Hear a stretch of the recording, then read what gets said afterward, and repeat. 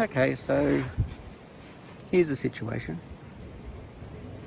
I came up onto the roof to fix up the soaker hose that I had on here because it had come detached and blown over the edge of the house. And it's fairly windy today. And I was on that side of the roof attaching the soaker hose down, and I heard this almighty crash. Ladder fell. So I've got to figure out, because my wife won't be able to lift it up.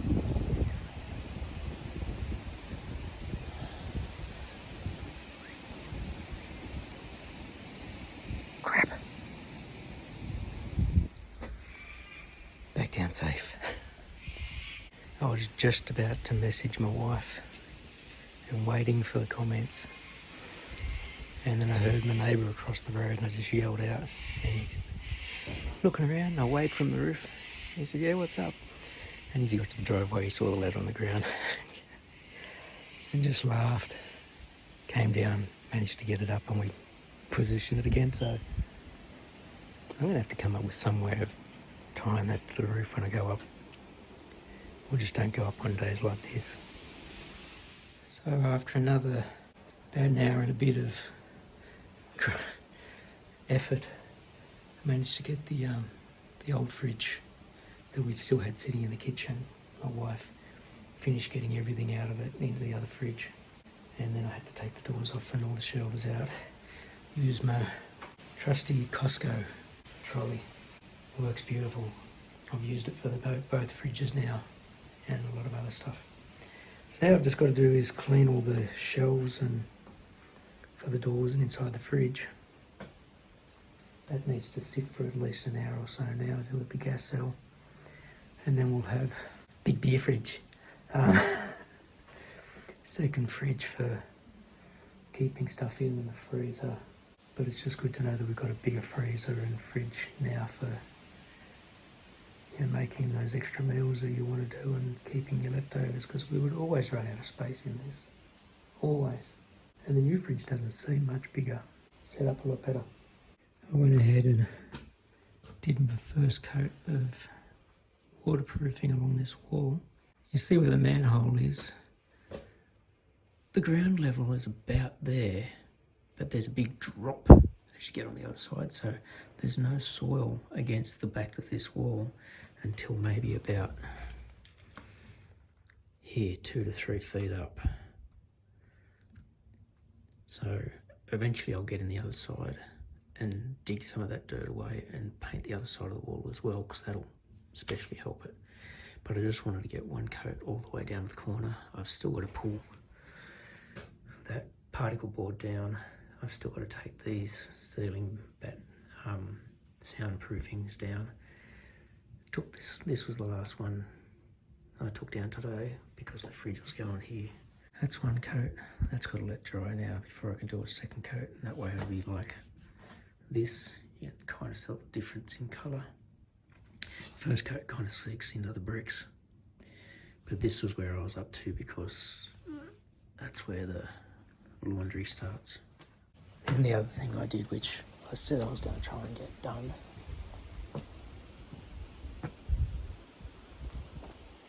clouds are starting to come across.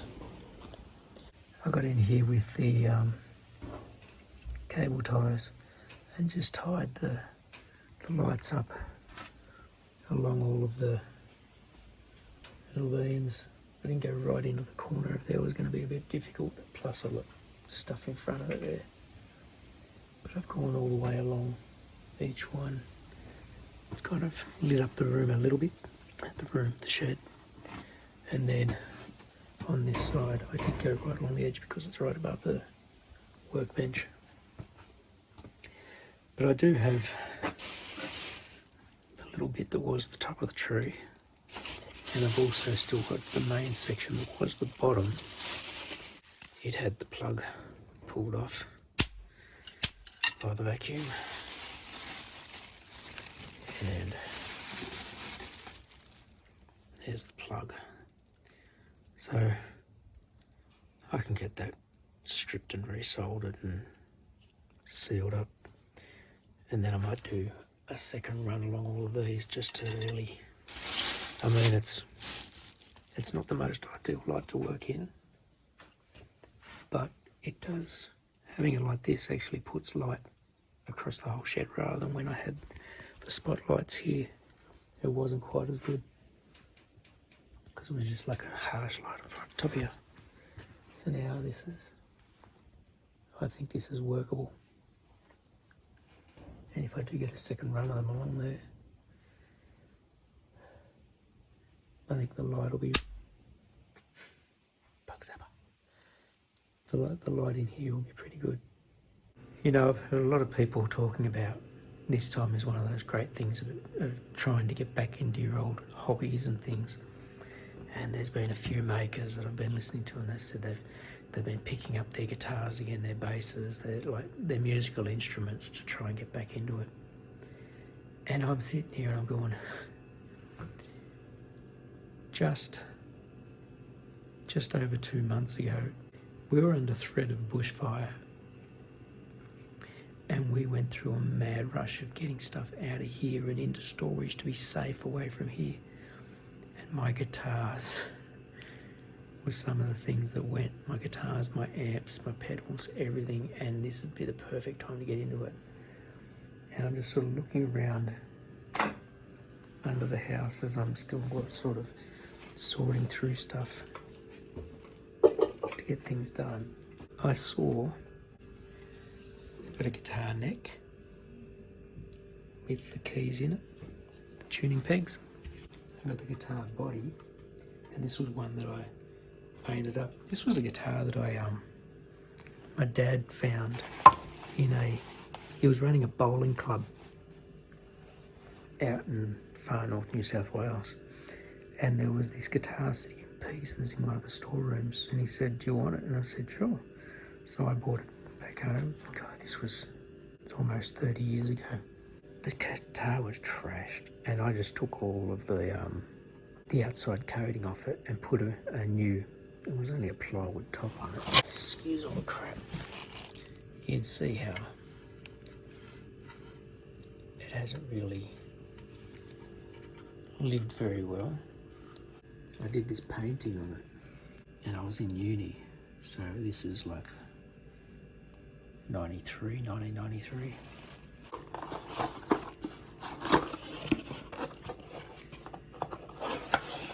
It's an old Telecaster. I do have the both pickups. I basically got everything in here. I remember when I was putting it, like, getting around to restoring it last time, the bridge was the only thing I had to get because there was no bridge for it. It's all 6 strings. They might be a little bit dull sounding right now, but I think one of my little home projects in between doing stuff around the house could be getting this guitar together. So I've got something to play, because I really would like to use this time to try and get back into my guitar playing. When I cleaned this neck back, I didn't do a really good job of it. It didn't have the nut at the top, so I remember buying that, but I didn't really do a good job of sanding the neck back. But for something just to basically muck around on, I mean, yeah, it's worth a shot. Might have a look at it tomorrow. In between, maybe I've still got to do the second coat of this waterproofing. If I can, I'd love to get this down. Actually, no. I'll focus on the powder room. It's meant to be nice tomorrow as well. It looks crap outside now. It looks like it's going to rain. But if it's nice tomorrow, I can cut up more of that timber, because I really need to set up the saw and rip that stuff down to 70 wide and get the framing ready for that powder room. The fridge is running.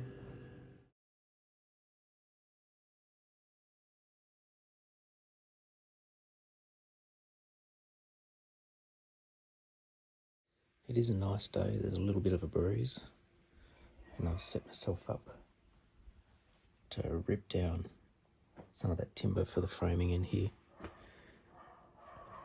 Get on with that while the weather's nice.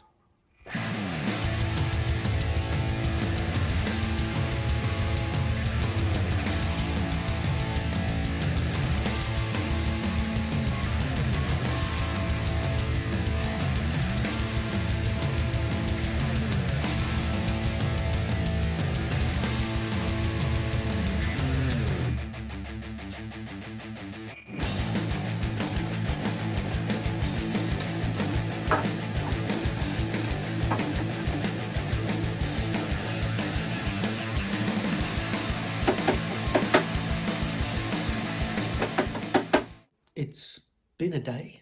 By that I mean it's been a busy one.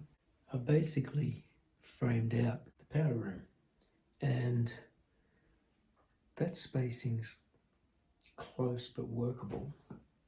And the reason that this wall is out so far, because of this inspection pipe. What I'd love to do, except the fact that I can't go out at the moment, I'd love to get another one of those parts and some pipe and move that inspection point up to about... Oh, no. That will not work. I was thinking this was going to be an open void, but it's not, because at this point, right here, we're going to put a shelf, like a shelf for putting your TP or whatever. But that was going to be a cubby type thing. Well, in that case, that's going to be a big cubby. This space works in terms of leg room, the fact that that's in the centre. That's where the in-wall cistern needs to go. And so when the plumber comes in, he's going to have to like reroute that water a little bit, because this one is set up so that your on-off valve is actually inside here. So you have an inspection cap on the front of the wall, and you can pop that off so you can get in there and turn off the water and do whatever. So it's all internal, and there's like a button plate on the front just to go flush the toilet. But I've had to build it this far forward because of this plumbing pipe and the inspection point, which comes from like upstairs. Now, where it is here, I mean, these pipe, the point of that inspection point is just so that a plumber can basically undo that, and if he needs to force a water jet down to fix blockages out in the pipes between here and the sewer point at the back of the block. Now, I doubt that there's going to be an issue between that point, because the toilet actually has its own outlet. So the one on that side's from the bathroom upstairs, the toilet and bathroom upstairs.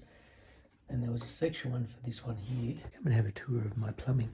This one here is from the toilet. It's got an inspection point here, so you can undo that and force a water jet down it. The other one, just behind these, it's just that pipe there. It just goes out of the brickwork and straight into the ground. Those two pipes come down there, and then they come out underneath the slab here. Now, many years ago, we had a big issue with this blocking up, and it was because there's old septics under those sheds, and when they disconnected it from the septic and connected it to the sewer, they just basically cut the line, and it was about here. That's why I don't have the paving here, because I've never put it back. And then they just basically ran a line straight down the backyard, but where it came out from here, it actually ran uphill a little bit, and it was getting blocked because they had some weird configuration. I'm going to have to see if I can find the photos and I'll include them in this. There was a weird configuration with the way the pipes came out from that toilet. The one from the top of the house and the little bit of plumbing from the kitchen, just there behind that timber there's a pipe. And the plumbing from the laundry, which sort of came out and out into the yard under here and down. So at one point where I'm standing was actually, I had it all excavated. And when I had a plumber come out, he dug down and actually found a little inspection pipe and forced his jet down there and cleared it out, and that's where he actually sat level on it and said, it's running uphill. He said, I could do it or you could do it. He said, all you've got to do is basically dig out the piping and get the slope better.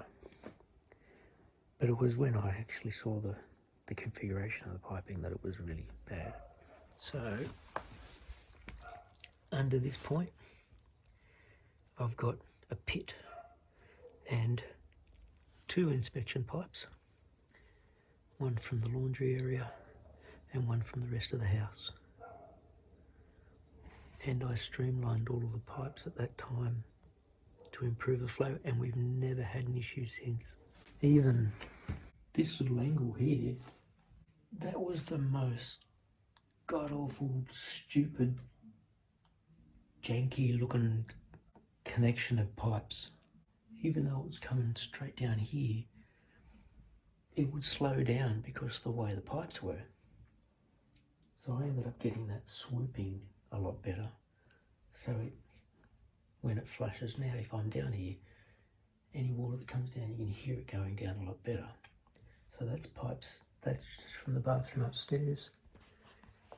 The kitchen is that one up there, and that basically goes there and then outside and down. And the laundry pipe goes out on its own. I could get that inspection point and put it down lower and have it facing this way, so that if they needed to, they could get that in there, this moving back. I'm basically trying to think of a way of, if that point there wasn't there, because it's right at the height that the cistern needs to be, if that wasn't there, I would be able to move this wall back. Not as far as I was actually thinking. I was thinking I was going to be able to move the wall back at least 5 inches. Like, we want that right in the centre of the room, from left to right, so you've got the same sort of movement all around. Which means that this has to be where it is, which means the downpipe is still in the way, and I could only move it back about 2 inches.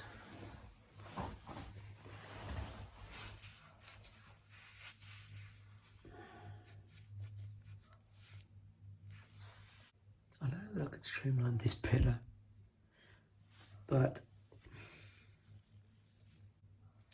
you can't go out. Like, I can't go tripping on down to the hardware store and shopping for plumbing parts. And that's not something I want to be bothering the plumber with, because if I'm really worried about the plumber not being able to come in. When he comes in, his job is basically to get the water set up for the cistern, get the outflow happening, and then get some hot and cold water, which he said he was just going to run from the lines that are above the water heater. And you'd have to do about a 40mm drainage from the vanity. Let it come over and hook in with this pipe here. I was kind of hoping that I'd have more room. Like, you might be able to see my chalk mark here, where I was originally thinking of having the wall. But even from here, I was just hoping I could get a bit more space in there. But Yeah, there's a little powder room that'll work.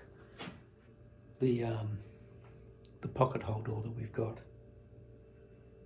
is a standard size, an 820, and that's actually too big for this space, so I need to get a narrower one, like a 770 or something. I've still got to put my noggins in to the frame, but it's now 10 to 7 and it's dark out, and using the rattle gun for the screws, which I've been doing all day,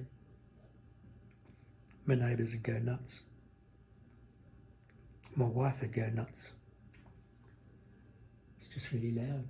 I'm pretty pleased with the progress of that, because that's all it's all material that I had lying around here and haven't had to order anything yet. I do need to order, like my wife wants me to get all the framing for this laundry area to do along the wall so we can put cabinets in. So I've got to work out, I think tomorrow I should work out how much timber I'd need, because our local hardware stores have said that they'll allow you to order online, pay online, they'll get it all ready, and they'll either deliver, or you can just go there, load up your trailer and leave, so you don't have to have any contact. So if I work out this order based around 8 foot 2x3s, I should be able to get that done. And before I'm going up tonight, I'm going to do a second coat of that, of the waterproofing on that wall. That's had almost 24 hours to dry now. It's more than it needs. Feel productive for a change. Second coat's going on. Goes on a lot quicker because it doesn't have to soak into the brickwork. So I've just redone that whole section from down there behind the fridge up to this corner.